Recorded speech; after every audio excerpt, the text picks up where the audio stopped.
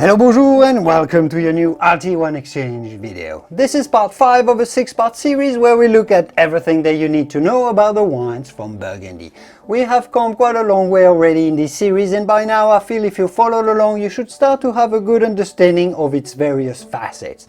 If you have watched the whole series, by the way, I would love to hear your thoughts and feedback in the comments down below. Thank you very much for this. But today I wanted to highlight the best of the very best wines in Burgundy, the crème de la crème, and focus on those 33 precisely Grand Cru vineyards so you have a better understanding of what they are, their names, and why they are at the top of the food chain in Burgundy. So let's start with why these Grand Crus matter more than other wines. Let's go.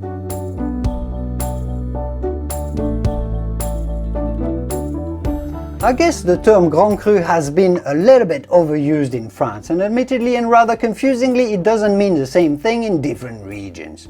The blame and the confusion may well have been caused by my dear Bordeaux region. I love Bordeaux wines as I studied winemaking there and worked as a winemaker there for a while. By the way, there is an excellent video series about Bordeaux wines, all about Bordeaux wines on this very channel if you're interested. Linking to it if you want to watch it after today's video right here.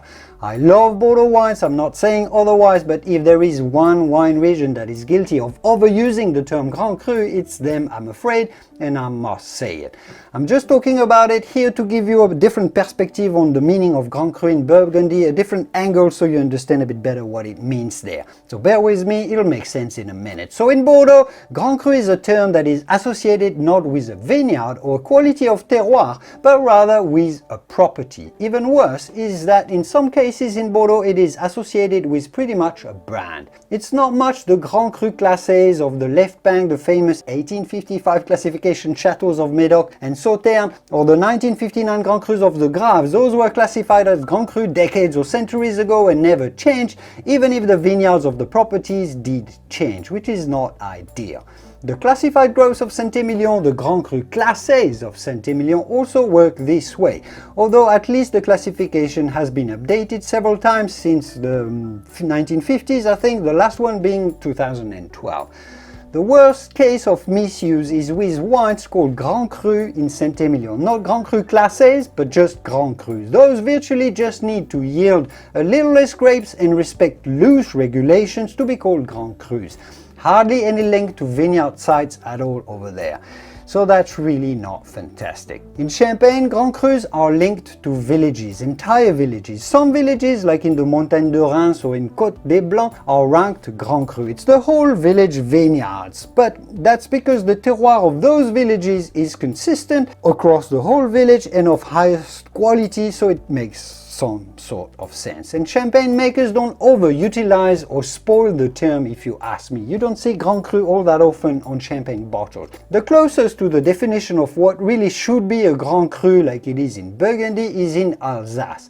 There a Grand Cru is a vineyard area that is delimited, that has been identified as having consistent terroir over the whole area and of being of outstanding quality. This is what is a true Grand Cru. In Burgundy they've really pushed this concept further and extremely far, because they've been delimiting and ranking vineyard areas for centuries and centuries, since the Middle Ages essentially. Essentially in Burgundy, really fantastic vineyards, you could say, are called Premier Crus. That's all Premier Crus pretty much are fantastic, and within those Premier Crus generally very small plots are of even higher quality and they are called the Grand Crus.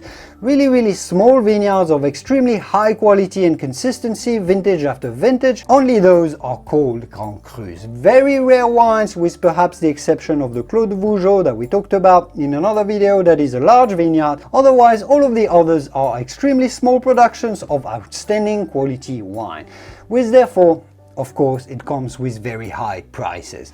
This is why Grand Cru matters in Burgundy. Centuries of tradition, high level of quality and scarcity is what is a Grand Cru in Burgundy.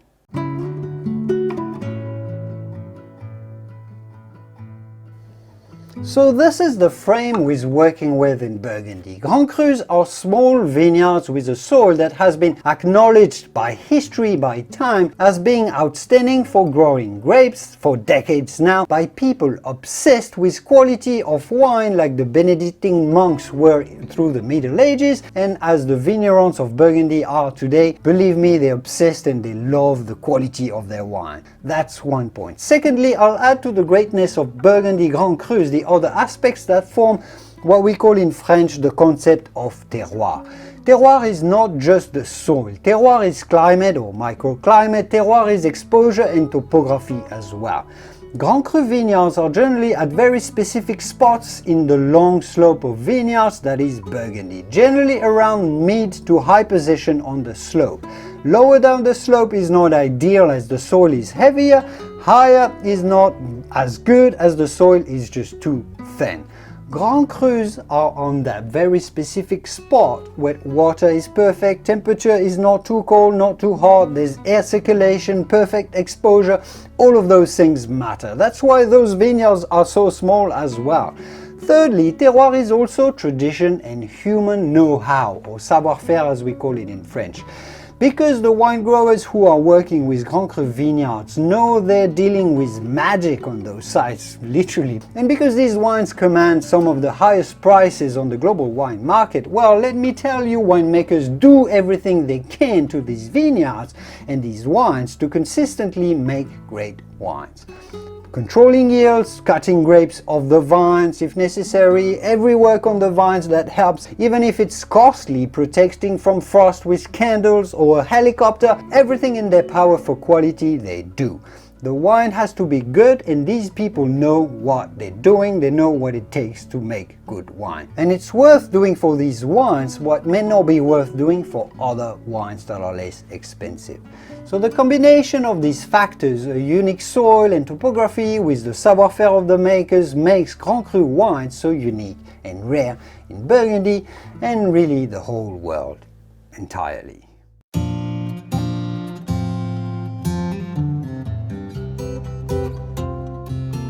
So by this point you may be wondering, okay Julien, this is all great on paper, but how can you tell the difference between a Grand Cru wine and a not Grand Cru wine, a Premier Cru or Village for example? How can you feel? What is the difference? Why would someone invest on a Grand Cru wine?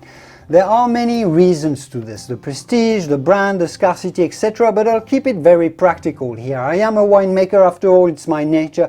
I'm not a sommelier, practical and down to earth. Reason number one is probably going to be consistency in the quality of the wines. Because the terroir is so good in a Grand Cru, the exposure, the soil composition, etc., grapes are going to tend to ripen harmoniously and well, consistently vintage after vintage. Plus, viticulturalists pay so much attention to details for those vineyards in particular that the result is virtually always greater than in other vineyards. Every vintage is more likely to give you greater wine than in other non-Grand Cru sites, because they put more attention.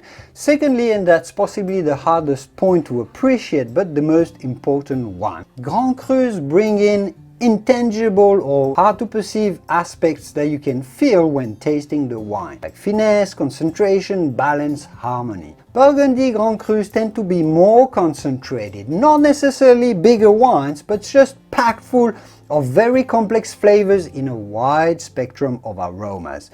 More importantly, this density of flavors, aromas, comes with balance between acidity, tannins, minerality, body, etc. They just feel round and complete on the palate. And that's especially true and important for single vineyard wines, as are Premier Crus and Grand Crus in Burgundy, more than for blends where you can always adjust these things, not in single vineyard wines. Very important. The aromatic finesse plays a big part in it.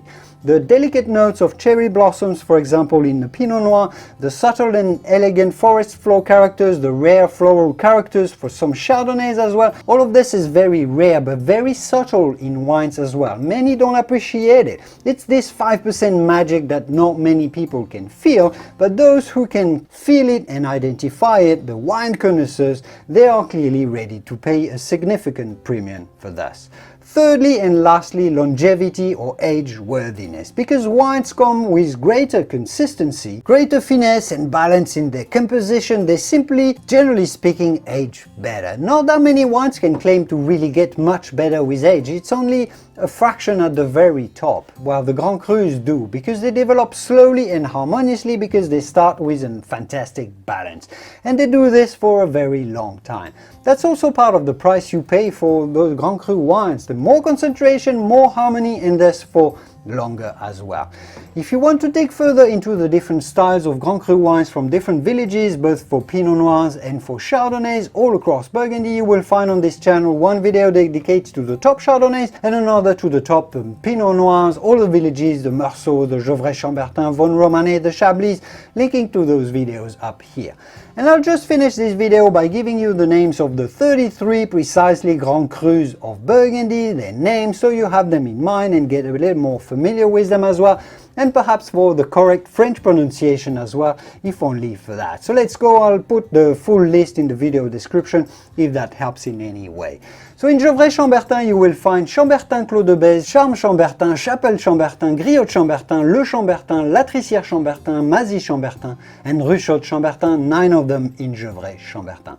In Moret Saint-Denis, Clos de la Roche, Clos de Tarte, Clos des Lambrets, and Clos Saint-Denis. That's good enough. In Chambol Musigny, Bonnemar, and Le Musigny, that's all, but those are some of the very best. In Vougeot, well, just the Clos de Vougeot, but it's a large vineyard. In Flagey-Echezeaux is Echezeaux and the Grands Echezeaux. Now, Vosne Romanée hosts La Grande Rue, La Romanée, La Tache, Richebourg, Romanée-Conti, and Romanée Vivant. Whew, I'm dreaming already. Now the Côte de Beaune to the south with Corton Charlemagne and Le Corton, which are on the villages of Pernan-Vergelès, Ladois-Serigny and Allos-Corton. A little further south in Puligny-Montrachet are Bâtard-Montrachet, Bienvenue Bâtard-Montrachet, Chevalier-Montrachet and Le Montrachet. Dreaming more and more, while in Chassagne-Montrachet are Bâtard and Le Montrachet as well, just like in Puligny, they are shared, but also Criot Bâtard-Montrachet. And finally, and that's the 33rd Grand Cru, Chablis Grand Cru, which counts as one Grand Cru, even though it has 7 different climates: Blanchot, Bourgogne, L'Éclos, Grenouille, Preuze, Valmure, and Vaudésir.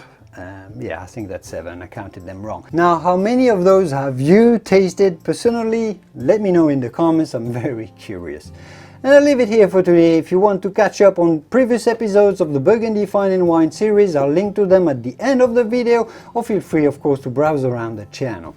With the next and last episode of the Burgundy series coming up very soon, we'll look into some of the most iconic producers in Burgundy, like Romanée-Conti and Leroy. This promises to be fascinating, so make sure to subscribe if you're not already.